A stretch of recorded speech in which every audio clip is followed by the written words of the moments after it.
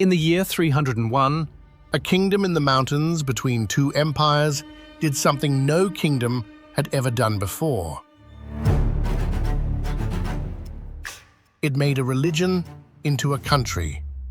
Not tolerated it, not allowed it, made it the law of the land, the official faith of the state, more than 70 years before Rome would do the same.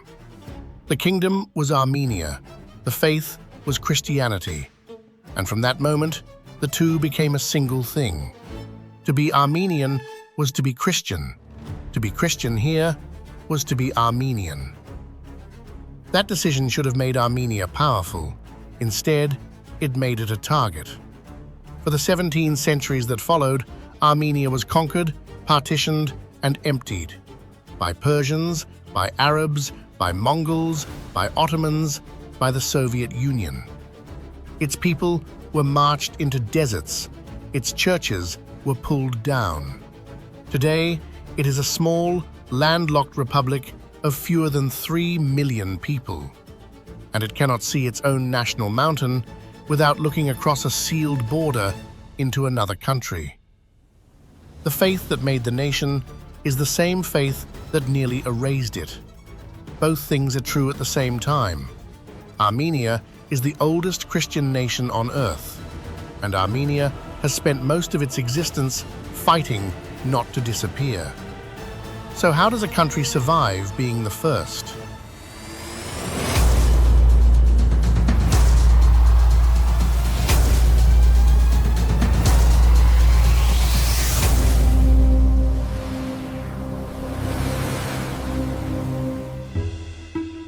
The answer is not in the capital, not in the cathedral, not in the parliament. It begins at the bottom of a pit. 40 kilometers south of the modern capital, on the flat of the Ararat plain, there is a low hill with a monastery on top of it. Its name is Ararat.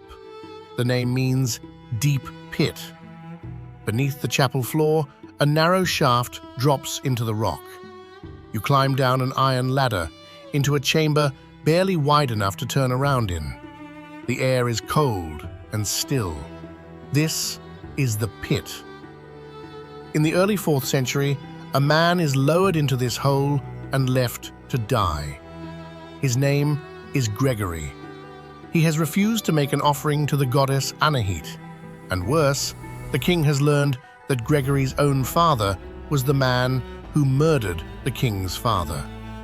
For both crimes, the king orders him thrown into the pit, into the dark, with the snakes and the filth and the forgetting. Gregory does not die. For 13 years, by some accounts 15, he survives at the bottom of the shaft. A widow in the nearby town, the story goes, lowers a single loaf of bread to him each day, believing she is feeding a holy man. Above ground, the years pass. The king keeps persecuting Christians. A group of Christian women, nuns who have fled the Roman persecution, arrive in Armenia, led by one named Ripsime. The king wants Ripsime for himself. She refuses him, and for that refusal, she and her companions are tortured and put to death on his orders. 2 of the oldest churches in the country, at Echmiadzin, still stand where tradition says these women were buried. Their deaths are remembered as the first Christian blood spilled on Armenian soil. And then the king falls ill. The old chronicles describe a sickness that strips away his reason, a madness so complete that the court despairs of him. In the oldest telling, the guilt of what he has done unmakes him entirely. The king is said to have lost his mind so completely that he ran wild, like a boar, in the reeds outside his own palace. The king's sister begins to have the same dream, again and again. In it, only one man can heal the king, the man at the bottom of the pit. So they pull Gregory out. He is alive. He heals the king. And the king, Tiridates III, the same man who threw him into the dark, kneels. In the year traditionally given as 301, Tiridates declares Christianity the religion of Armenia and is baptized, with his whole court, in the river below the hill. No nation had ever done this. The Roman Empire was still hunting Christians. It would not even legalize the faith until 313, and would not make it the empire's official religion until the very end of that century. Armenia was first. The man pulled from the pit, Gregory the Illuminator, became the first head of its church. And the kingdom that emerged decided something that would shape everything after it, that its God and its nation were now the same. Remember the man in the pit.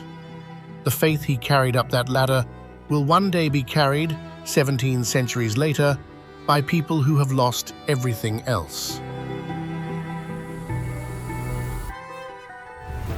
From the roof of Ararat, if the sky is clear, you can see it. Mount Ararat. Two peaks, a great one and a lesser one, rising white above the plain. For Armenians, this is not just a mountain, it is the mountain.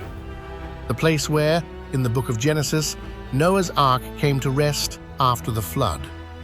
It sits at the center of the country's seal, on its coins, in its poetry. Children draw it before they can spell their own names. And no Armenian is allowed to stand on it. Ararat is in Turkey. The border runs across the plain, a few kilometers from the monastery, and it has been closed for decades. The mountain on the national emblem of Armenia sits in another country, behind a frontier its citizens cannot cross. A Turkish diplomat once complained that Armenia had no right to put a foreign mountain on its coat of arms. The Armenian reply was that there is a crescent moon on the Turkish flag, and the moon does not belong to Turkey either. It is a strange way to build a nation. Around a mountain you can see but cannot reach. But it is also, in a way, the entire story. Armenia has spent most of its history holding on to things it cannot physically possess, a homeland that keeps shrinking, a faith that cannot be confiscated, a memory that refuses to close. The mountain stays on the seal, the border stays shut, both at once. Above the plain, the air does the work the people cannot. Golden eagles ride the thermals that lift off the warming rock. Higher still, a bearded vulture, one of the largest birds in Europe with a wingspan close to 3 meters, carries a bone up into the sky and drops it onto the stones below to crack it open for the marrow inside. It has learned to use the mountain itself as a tool.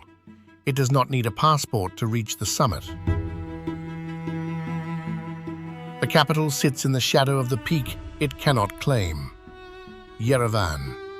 Nearly a third of the country lives here, and it is old, far older than most people would ever guess. A cuneiform inscription on a slab of basalt records the founding of a fortress called Erebuni in 782 BC by a king of the kingdom of Urartu. That makes Yerevan older than Rome by 29 years.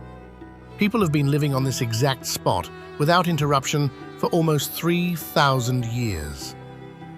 Walk through it, and the city glows faintly pink. That is not a trick of the light. Yerevan is built from tuff, a volcanic stone soft enough to carve when it is fresh, that comes out of the ground in shades of rose and apricot. In the 20th century, an architect named Alexander Temanian redrew the entire city in it. Ring roads, grand avenues, a whole capital in pink stone, the color of the fruit that ripens in the valley below.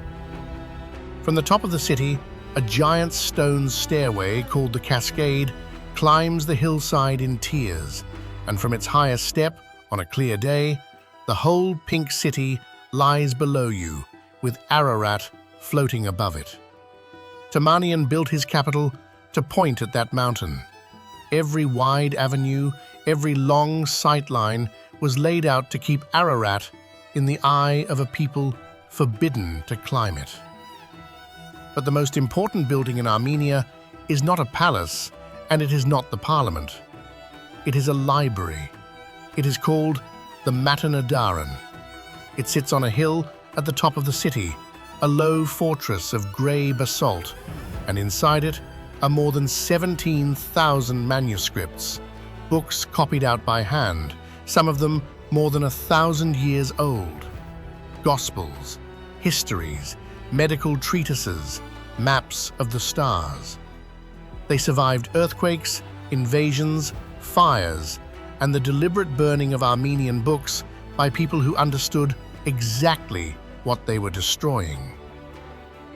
During the genocide in 1915, Armenians fleeing the massacres carried these manuscripts on their backs across the desert. One book in particular, a vast homiliary from the monastery of Mush, the largest Armenian manuscript that survives, heavier than a small child, was too much for any one person to carry. So, the story goes, it was split in two, and two women each carried half across the desert to safety. The halves were later reunited. They are in the Monasteries now. You can still see the seam where they meet. Look closely at the oldest pages and you will find a color, a deep, living crimson that has not faded in 1,000 years. It was made here, in Armenia, from a living thing. Hold that for now. We will come back to where the red comes from. An hour east of the capital, the road climbs into a gorge of grey cliffs, and at the end of it, there is a monastery that was not so much built as excavated. Yerevan. Parts of it stand in the open, stone walls, a pointed dome. But the heart of it is carved directly into the cliff. Chambers, chapels, and columns cut down into the living basalt, lit only by a single hole in the rock far above. A spring runs out of the stone wall deep inside the mountain. You hear it before you see it. The acoustics are why people fall silent here. A single voice in the carved chamber does not echo so much as bloom. It fills the rock and returns from every direction at once. Armenian choirs still sing in the dark here. One singer said that standing in the sound felt like being held. On the walls and on freestanding slabs all around the complex are the cross stones. The Armenians call them kachkars. Kach, cross, kar, stone. A cross at the center, resting on a circle, surrounded by an impossible lacework of vines and geometry. And here is the rule that governs every one of them. No two are alike. There are around 40,000 of them across the country, and each carver cut his own pattern into his own slab. We will stand in a whole field of them before this is over.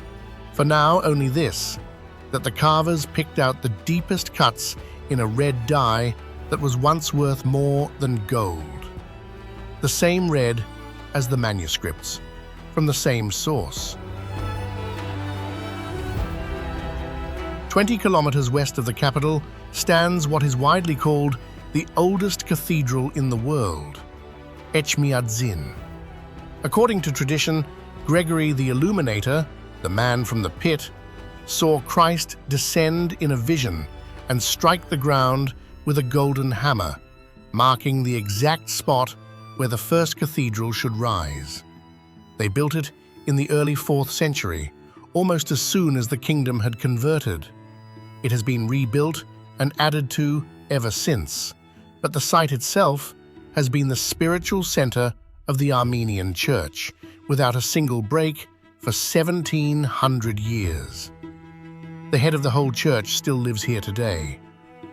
By tradition, Christianity had reached this soil even earlier, carried in the 1st century by two of Christ's own apostles, Thaddeus and Bartholomew, remembered as the first to preach the faith in Armenia, and who gave the national church the name it still carries, Apostolic.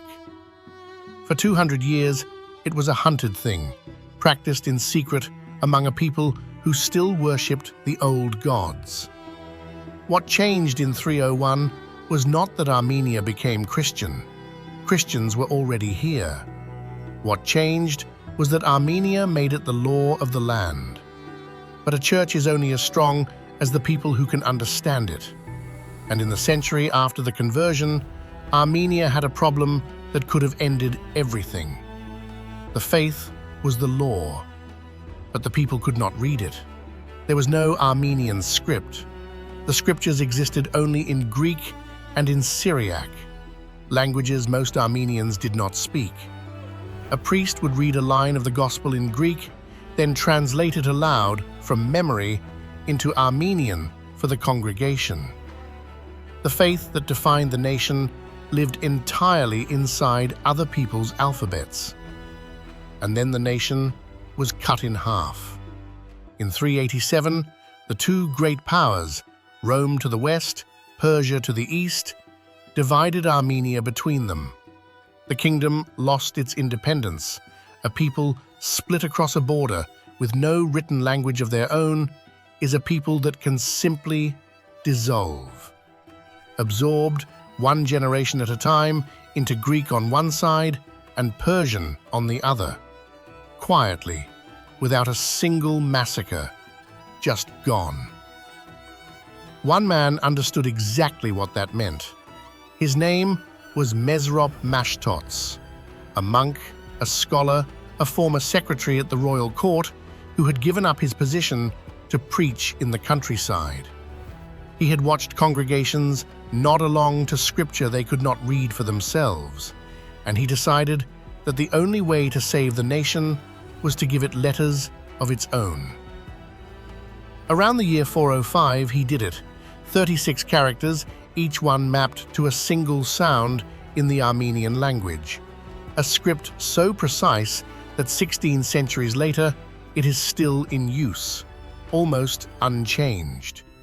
And he built meaning into the very order of the letters. The first letter is the sound that begins the Armenian word for God. The last letter is the sound that begins the word for Christ. The alphabet itself is a prayer running from God to Christ, from first letter to last. The first sentence ever written in it was a line from the book of Proverbs: to know wisdom and instruction, to perceive the words of understanding. What followed was an explosion. Mashtots and a generation of scholars the church still calls the Holy Translators turned the entire Bible into Armenian, and then the great works of the Greek and Syriac worlds after it. The Armenians gave their Bible its own name. They called it Astvatsashunch, the breath of God. And Mashtots did not stop at his own people. Tradition credits him with devising scripts for Armenia's neighbors as well, for the Georgians and for the Caucasian Albanians, peoples of the same threatened borderland. The century his letters opened became the golden age of Armenian writing. For the first time, Armenians sat down and wrote the history of their own nation in their own hand. Among them, a monk named Yegishe, who would one day record, in unbearable detail, a battle that had not yet been fought on the morning Mashtots first lifted his pen. And here is the consequence. The thing that changed the whole equation. Once the people could read the scripture in their own tongue, the faith was no longer borrowed. It was theirs. In their own letters, on their own page. You could divide the land, you could conquer the cities, you could carry off the king, but you could not assimilate a people who carried their God in an alphabet that only they could read. The script did what no army could. It made the nation unerasable. In the village of Oshakan, west of the capital, Mashtots is buried beneath a small church. To this day, Armenian schoolchildren are brought here on the day they finish learning to read. And on a hillside nearby, All 36 letters have been carved out of stone, each one as tall as a person. A people that very nearly vanished into other languages built a garden of its own alphabet, letters the size of monuments, and planted them in the ground. As for that crimson, the red in the manuscripts and the crossstones, the red worth more than gold, it has a source, and the source is alive. On the Ararat plain, in the salt-crusted ground, lives a small-scale insect found almost nowhere else on Earth. The Armenians call its color Vorden Karmir, worm red. For centuries they gathered and crushed these insects to make a dye so brilliant and so permanent that it was traded across continents and set into the holiest books of the Church. The same land that produced the faith produced the color the faith was written in. Today the insect is rare, the plain was drained and farmed, and its habitat nearly disappeared with it. A few protected pockets remain. The red survives in the manuscripts long after it has almost vanished from the ground that made it.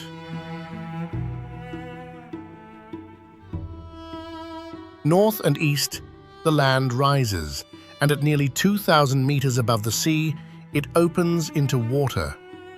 Lake Yerevan, a high-altitude sea in the mountains, one of the largest freshwater lakes in this part of the world, big enough to make its own weather. Its color shifts with the sky, from a hard, bright blue to something nearly black. On a small peninsula at its edge stands Yerevan, a 9th century monastery of dark stone, looking out across the water. In the Soviet era, the engineers decided the lake was wasteful. Too much water sitting still, evaporating, doing nothing useful. So they began to drain it, diverting its rivers, dropping the surface by nearly 20 meters over a few decades to irrigate fields and spin turbines. The peninsula that held the monastery stopped being a peninsula. The falling water turned it into a hill standing on dry land. By the time anyone added up the real cost, the lake was dying. The water was warming, the fish were collapsing, the whole highland system was tilting toward ruin. So they reversed it. Tunnels were bored through entire mountains to bring water back into the basin. The level has been climbing again, slowly, for years. It is still far below where it began, but it is rising, and the trees that grew up on the exposed lakebed are now standing in the shallows, drowning a second time as the water comes home. In that water lives a fish found nowhere else, the ishkan, the prince trout, named for a row of spots across its head like a small crown. It nearly went the way of the lake itself. Introduced species, falling water, and overfishing pushed it to the edge of extinction. It is still here, barely, bred now in hatcheries, watched and counted, a crowned fish holding on in a sea that was almost emptied to power a grid. Along the shoreline, the Armenian gull wheels and cries. Out over the open water, in the right season, a Dalmatian pelican, one of the heaviest flying birds in the world, glides low across the surface and is gone. Far to the south, where the country narrows to a thin corridor of mountains, a monastery hangs over a gorge, Tatev. To reach it now, you can ride a cable car strung across the canyon, more than 5 kilometers of it, the longest of its kind anywhere, swinging over a drop of hundreds of meters. At the far side, on a spur of rock above the Volcanic River, the monastery waits. And it was never only a place of prayer. In the 14th century, Tatev held one of the great universities of the medieval Christian world. Monks here studied philosophy, mathematics, astronomy, and the copying and painting of manuscripts. Students came from across the region to learn at the edge of this cliff. There is a tall stone column in the courtyard, balanced on a hinge that the builders engineered to sway, tipping at the first tremor of an earthquake, or at the distant footfall of an approaching army, a stone instrument that warned the monks before they could feel the danger themselves. But Tartev Was also a fortress. The same walls that protected the library protected the people. When raiders came, and they came again and again across these centuries, the monastery was where the surrounding villages ran. Prayer, learning, and defense in one building on one rock. In Armenia, these were never separate things. The place where you read the scripture was the place where you held the line. The faith here was never a refuge from the world's violence. It was the wall you stood on while the violence came. And the people of the south did not only build into the rock for worship. Below Tartev, near the town of Goris, are the cave villages, whole settlements carved into the soft cliffs of the canyons, where families lived inside the stone for 1,000 years. At Kanzoresk, a town of caves clung to both walls of a gorge linked by paths and ladders, and today a single swaying rope bridge strung across the drop. People were still living in those caves within living memory into the middle of the 20th century. When the danger came, the mountain was not a metaphor. It was the house. You went into the rock, and the rock kept you. An hour north, a side road turns off into a canyon of sheer red cliffs, and at the end of it sits Noravank, a monastery the same rust red as the rock all around it, so that at sunrise and at sunset it seems to catch fire along with the canyon walls. The most striking building here has no inner staircase. To reach the upper chapel, you climb a set of narrow stone steps fixed to the outside of the wall, barely wide enough for a single foot, with nothing between you and the drop. It was built that way deliberately in the 14th century by a master named Momik. Momik was a sculptor, an architect, and a painter of manuscripts, one of the great artists of medieval Armenia. He carved the crossstones here, he designed the buildings, and by one tradition, he carved his own grave marker before he died. A kachkar of his still stands at Noravank, its stone lace as fine as anything in the country. The man who built the place lies buried in his own work beneath his own carving in the Red Canyon. Just down the valley from Noravank, in a cave above the river, archaeologists found something that quietly reset the calendar. A rainy. In the cool, dry, stable air of this cave, they uncovered the oldest known winery in the world. Clay vats, a press, the chemical fingerprint of grapes crushed for wine more than 6,000 years ago. And in the same cave, they found a shoe. A single leather shoe, packed with grass to hold its shape, perfectly preserved. 5,500 years old, older than the pyramids, older than Stonehenge, the oldest leather shoe ever found. It is a useful thing to hold in mind, standing among churches that already feel impossibly old. That the Christian story here, 17 centuries deep, sits on top of something far older still. People were making wine and walking these valleys in fitted shoes thousands of years before anyone here had heard the name of Christ. Armenia did not begin in 301. It only changed its shape. And the shape of daily life here still tastes of this valley. The apricot is so bound up with the place that its scientific name, Prunus armeniaca, simply means the Armenian one. The pomegranate, with its hundreds of seeds inside one fruit, became the national symbol of fertility and unity. Bread is baked as lavash, thin sheets of dough slapped against the wall of a clay oven sunk into the ground, peeled off in seconds, a craft so central that it sits on the world's list of protected human heritage. The valley's apricots and grapes become something else too. Armenian brandy, aged in oak, the color of dark amber, became one of the most prized in the world. The story Armenians tell is that Winston Churchill, tasting it at a wartime conference, asked for it by the case for the rest of his life. The bottle still carries the name of the mountain.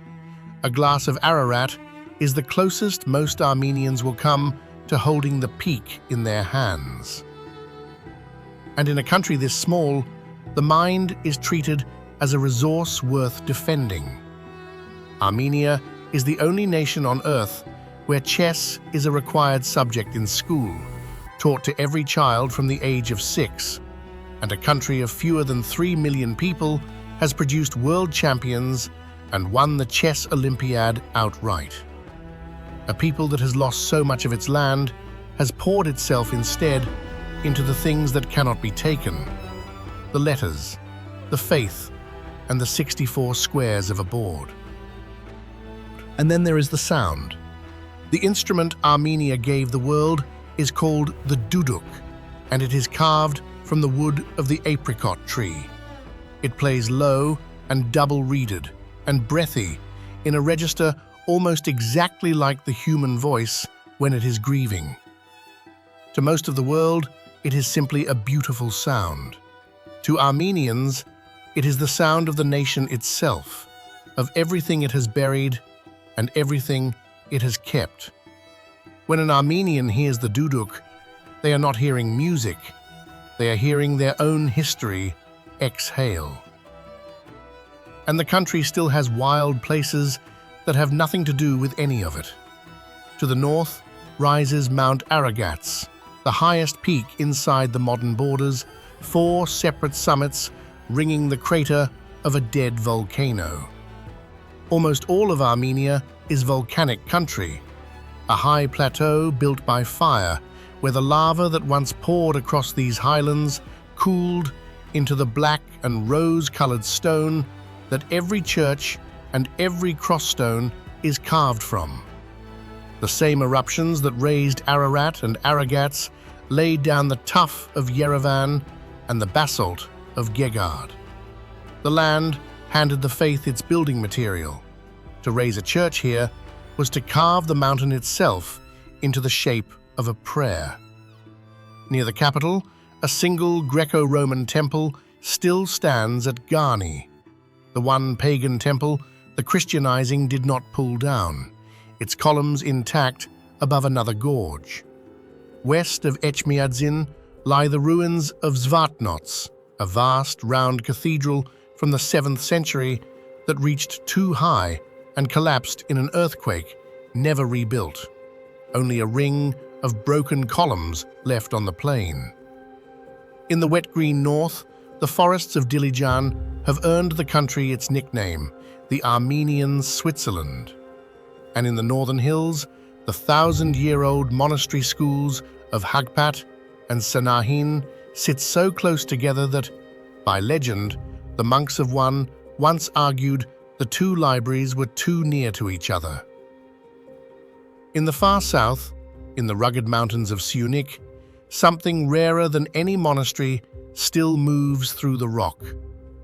The Caucasian leopard, one of the most endangered big cats on the planet, with perhaps only a handful left on the Armenian side of the range. It hunts the wild goats of these slopes, the Bezor goat with its great backward sweeping horns, and the Armenian mouflon, the wild sheep whose ancestors gave rise thousands of years ago to the first domesticated flocks on Earth. The leopard is almost gone now. The goats it hunts have been climbing this stone since before the alphabet, before the cross, before the pit. They do not know they are inside a country at all. And all of this sits inside one of the richest pockets of life in the temperate world, a biological crossroads where Europe, Asia, and the Iranian highlands collide. More than 3,000 species of plant grow here, over 100 of them found nowhere else on Earth. In spring, the alpine meadows turn over completely to wildflowers. On the sun-warmed rocks, The Armenian viper waits in the heat, and small, sharp-eyed rock lizards, a whole family of them centered on these highlands, dart between the stones, as native to this ground as the language spoken above it. Now we come to the part of the story that the rest of the world has always preferred to look away from. By the early 20th century, the heart of the historic Armenian homeland, the highlands, the plateau, the country around Mount Ararat itself, lay inside the Ottoman Empire. Roughly 2 million Armenians lived there. They were Christians in a Muslim empire, taxed higher, granted fewer rights, and increasingly seen, as the empire crumbled in war, as an enemy hiding within. In 1915, the Ottoman government decided to remove them, not relocate them, remove them. On the 24th of April, the authorities in Constantinople arrested hundreds of Armenian intellectuals, writers, doctors, and community leaders, and killed them. With the educated class gone, and the men conscripted into labor battalions and shot, the rest were ordered out of their homes and marched south on foot into the Syrian desert. They were given no food and no water. Along the roads, they were robbed, beaten, and murdered by the convoy guards and by irregulars sent for that exact purpose. Women and children were the majority of the dead because the men were already gone. By the time it was over, somewhere between 600,000 and 1.5 million Armenians were dead, killed outright or starved and driven to death on the marches. It is widely called the first genocide of the 20th century. The Armenians have their own name for it, Yerevan, the Great Crime. More than 90% of the Armenians of the Ottoman lands were gone. The survivors scattered to every corner of the world, and that scattering, the diaspora, is the reason there are more Armenians alive today outside Armenia than inside it. The country where it happened Still denies that it was genocide, and the mountain on Armenia's seal stands inside that country now. One man lost in it stands for what the rest cannot hold.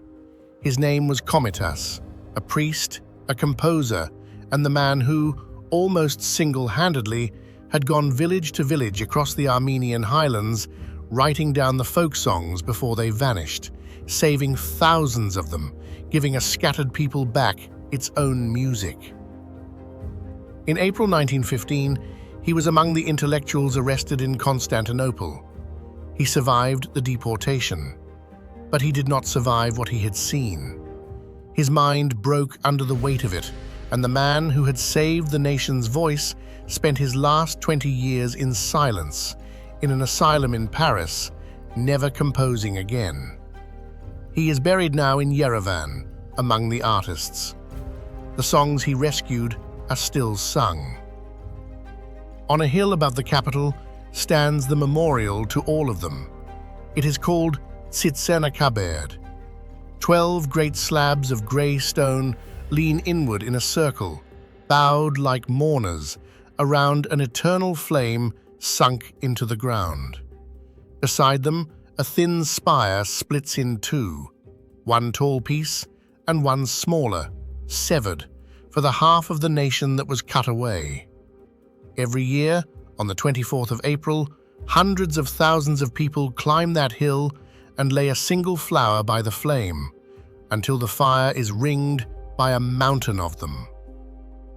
In the ruin, what survived was what had always survived: the letters and the faith, the refugees who reached Aleppo and Beirut and Marseille and Fresno built churches first and schoolhouses second, and they taught their children the 36 letters of Mashtots, so that a people with no country could still read itself. The alphabet did again exactly what it had been built to do. It held a nation together that had lost its land. You can hear that refusal in the names. Wherever Armenians came to rest, they kept the ending of their language stitched into themselves, the ian and yan that close so many Armenian surnames, each one meaning simply child of. A people scattered across 40 countries carried the proof of who they were in the last syllable of their own names. And the killing had very nearly finished the job. In May of 1918, what was left of the Armenians, a fragment of a fragment, refugees and a few thousand soldiers with almost nothing, stood at a railway junction called Ararat on the Ararat plain, while an army advanced to finish them. There was, on paper, no reason to expect they could hold. They held. For 3 days they held, and they pushed the army back, and out of that stand, against all sense, they declared an independent Armenian Republic. A nation that had just been all but exterminated refused, at the last possible moment, to stop existing. I promised you a field of crossstones. It is at Ararat, on the shore of Lake Yerevan. Nearly 1,000 kachkars standing in the long grass, the largest field of them left in the world. Some are 1,000 years old, and true to the rule, no two of them are alike. Each carver cut his own lacework, his own cross, his own variation on the eternal pattern, so that the 40,000 crossstones scattered across this country are 40,000 different objects, each one a fingerprint set into stone. There was once a far larger field. At Julfa, on the river that now forms a border, stood a cemetery of perhaps 10,000 kachkars, one of the wonders of medieval Armenian art. Over the last decades, it was systematically destroyed. Soldiers with sledgehammers and bulldozers reduced the stones to rubble and pushed the rubble into the river. Satellite photographs show the field full, and then a few years later, the field gone, flat, bare ground where the cemetery had been. It is one of the largest deliberate erasures of cultural heritage in modern history, and almost no one outside Armenia has ever heard of it. And then, in our own decade, it happened again.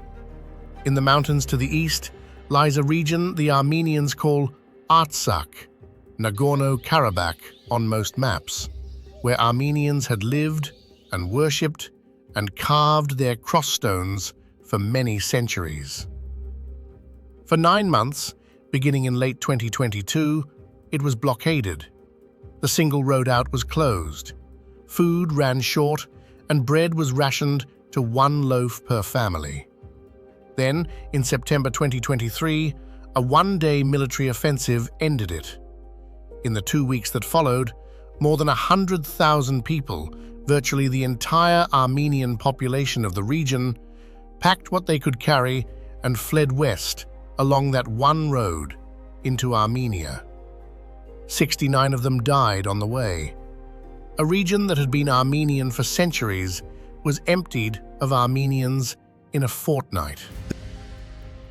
The churches they left behind are being watched by satellite as they are damaged, repurposed, and destroyed. Among the losses is the oldest known crossstone in the region, carved more than 1,100 years ago. No two are alike, and so each one destroyed is gone in a way that can never be replaced. Not a copy of a thing, the only one of itself. Which brings us all the way back to the question we began with. How does a country survive being the first? How does a people keep losing? The battle, the land, the mountain, the dead, and still, somehow, refuse to disappear? For the answer, we have to go back one last time. Not 17 centuries, 16, to a single battlefield and a single choice. It is the year 451. Armenia has been Christian for 150 years now, long enough that the faith is no longer a decision but a fact, the thing the people are simply made of. The land is under Persian rule, and the Persian king, Yazdegerd II, decides the Armenians must give that faith up. He orders them to abandon Christianity and return to the fire worship of Zoroaster. He summons their nobles to his capital and pressures them to convert. He sends magi, backed by soldiers, into Armenia to replace the clergy and tear down the churches. The order is simple: stop being Christian or be destroyed. The Armenians refuse. The man who leads the refusal is a commander named Vardan Mamikonian, and his blood runs straight back to Gregory the Illuminator himself, the man from the pit. A century and a half later, Gregory's own descendant stands at the head of the army that will fight to keep what Gregory planted. On the morning of the 26th of May, in the year 451, the Armenian army gathers on the plain of Ararat. They are badly outnumbered. Across the field stands the Persian host, larger, better supplied, with war elephants in its ranks. The Armenians know exactly what the odds are. The night before, the priests move quietly among the soldiers, and the men take an oath that they would rather die in the faith their fathers gave them than live as men who had betrayed it. Not everyone keeps the oath. One of the great nobles, Vasak of Siunik, has already gone over to the Persian side and fights against his own that day. Betrayal stands on that field too. But Vardan rides out in front of his men, and he tells them this: that those who go into the battle thinking they might die have already lost, but those who have made their peace with death cannot be defeated. They can only be killed. He tells them that righteousness is on their side. Then they attack. They fight all day, and they lose. Vardan Mamikonian is killed on the field, with 8 of his chief officers and many hundreds of his men. Almost everything we know of that day survives because the monk Yegishi wrote it all down in the new letters, so that the names of the men who fell would outlast the empire that killed them. By every measure of the battlefield, Ararat is a defeat. The Persian army holds the ground at the end of the day. But something strange happens after a victory like that one. The Persians have won the field and discovered that it cost them more than they could afford to pay. The Armenian resistance does not die with Vardan. It scatters up into the mountains and keeps fighting in ambushes and raids for 30 years. And the Persian king slowly learns the lesson Ararat was built to teach: that he can kill these people, but he cannot make them stop being Christian. That to truly hold Armenia, he would have to destroy it, and a destroyed province is worth nothing to anyone.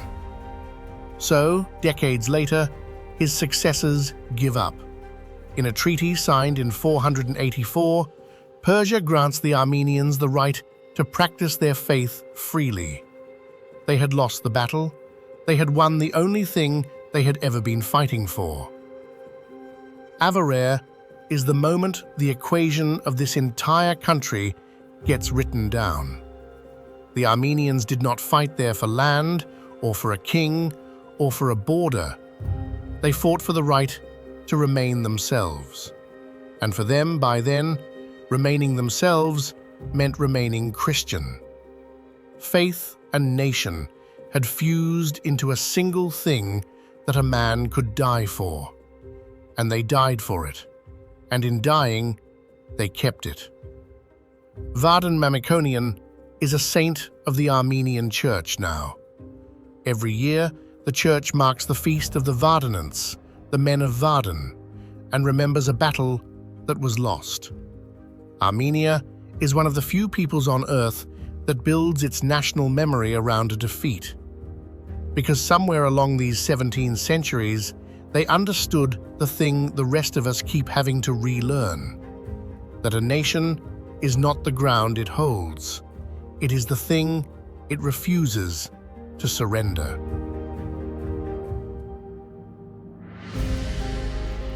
You will find, if you read about Armenia, that the first Christian nation gets printed on the brochures, somewhere between the brandy and the monasteries, as if it were a quaint little distinction. A trivia answer, a thing to mention once and move past. That is the one thing about this place the outside world has consistently gotten wrong. For Armenia, being first was never trivia. It was the decision that organized everything that came after. It is the reason they built the alphabet, the reason they fought at Ararat, the reason they were marched into the desert in 1915, the reason 100,000 people drove out of Artsakh in 2023. The faith made the nation, and then, for 17 centuries, the world kept trying to unmake the nation by attacking the faith, and kept failing, because the two could no longer be pulled apart. Stand again on the roof of Ararat, where all of this began, and look south. The mountain is there, white above the plain, on the seal and the coins, and out of reach. A people who cannot stand on their own holy mountain. A people whose largest field of crossstones was pushed into a river, whose oldest letters were carried out of a desert on the backs of the dying, whose most sacred battle is one that they lost. And yet, here it is, still here, the cathedral at Echmiadzin lit for the evening service. The 36 letters carved across the hillside at Oshakan, the crimson still bright in the manuscripts, the low breath of the apricot wood at a funeral and at a wedding. Children in Yerevan and in Los Angeles and in Beirut learning to read an alphabet that runs from the letter for God to the letter for Christ. The mountain stays in the other country. The faith stays in the people. Both at once, exactly the way it has always been. Whether it survives the next century, no one can honestly promise. The losses are real, and some of them are very recent. But this is a nation that has been counted out, on paper, by serious people, more times than almost any other on earth. Partitioned, conquered, emptied, marched into the sand. And every single time, it has climbed back up the ladder, out of the pit, the way the man named Gregory did 1,700 years ago. It was the first country to make a faith a nation. And 17 centuries later, that is still the only thing it ever needed to be. Thank you for traveling with us, all the way to the mountains between two empires. Take a breath, stay a while, and until the next journey, wherever on earth it carries us, be well.